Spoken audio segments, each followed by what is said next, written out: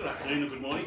My name is Darrin James. Thank you for the opportunity for doing this video assessment in regards to the sales position. And I'm going to get straight into it. I'm noticing that we've only got 5 minutes for this.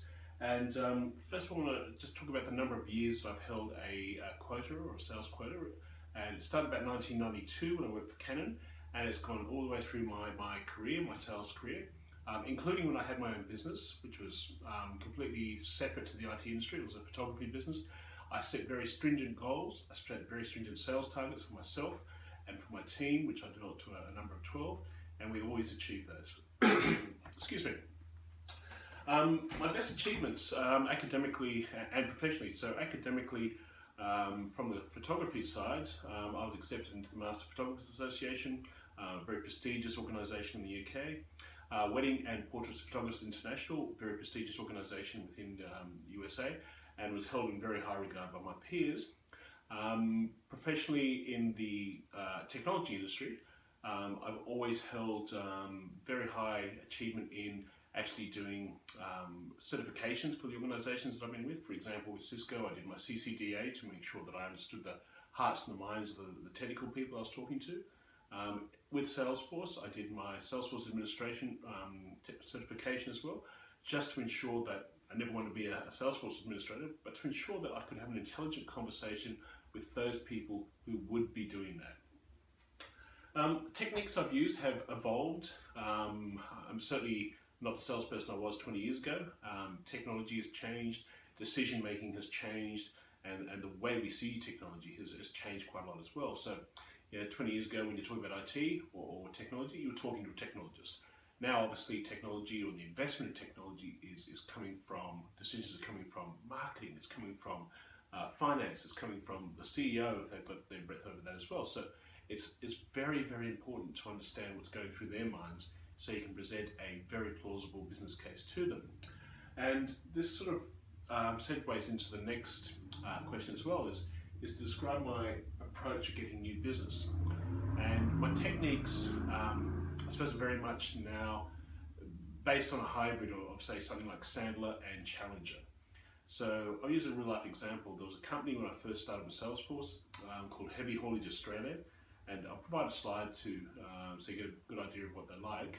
And these guys moved big things, not just packages from point A to point B, but parts of nuclear power stations from 1,000 kilometres.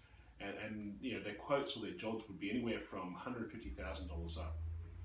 On average, their quote size was about $150,000. What was happening with these guys, and I ended up running alongside their reps. I found out about this through a friend of a friend. Sounds like a dodgy deal. But then I got the opportunity to run shotgun with one of their reps when they went out and quoted on some of these big jobs. I saw what they were doing, found out that the system was very disparate, did some analysis on what they were doing, and found out that they're actually winning only one quote in 10%. So pretty poor quote to sales ratio.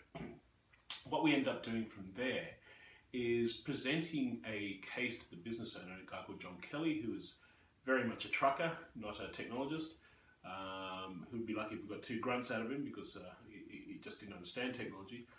But we end up showing him, look, if we can help you go from 1 in 10 to 2 in 10, we're going to put an extra $300,000 per month into your business for an investment of $45,000. He was initially dubious, as you would be if you didn't understand technology, but we got the go-ahead to go with that.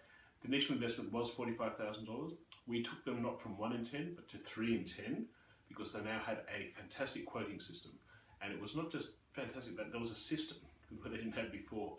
And everything was consistent, and their customers were now getting better satisfaction because the consistency was there, and that resulted in more jobs coming their way. The other side of this that we didn't realise was going on is there's a very large company called Lend-Lease who were looking for contractors, and were always holding this company off at arm's length because they didn't believe they had the system and the quality control to make sure this was happening. Once we implemented this combination of Salesforce and Conga, what they end up doing is going, okay, you are now one of 2 contractors. They won the right to that, and they bought an extra $14 million worth of business. The ROI for a $45,000 investment was mind-blowing. And John Kelly, I've been to the odd football game with him now. He understands technology, and he certainly has embraced the fact that we spent and invested that time. So that is really an example of how I like to get in prospect businesses, is to be the customer's customer and understand that and present a case that can help the business.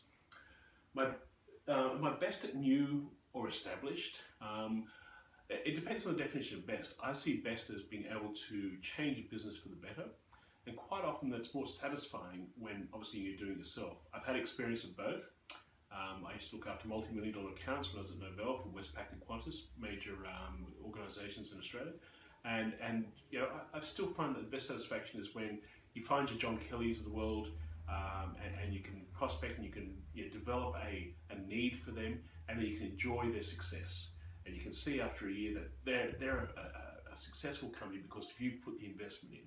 So I would dare say that the answer to that question would be new, but certainly understand that the existing business as well.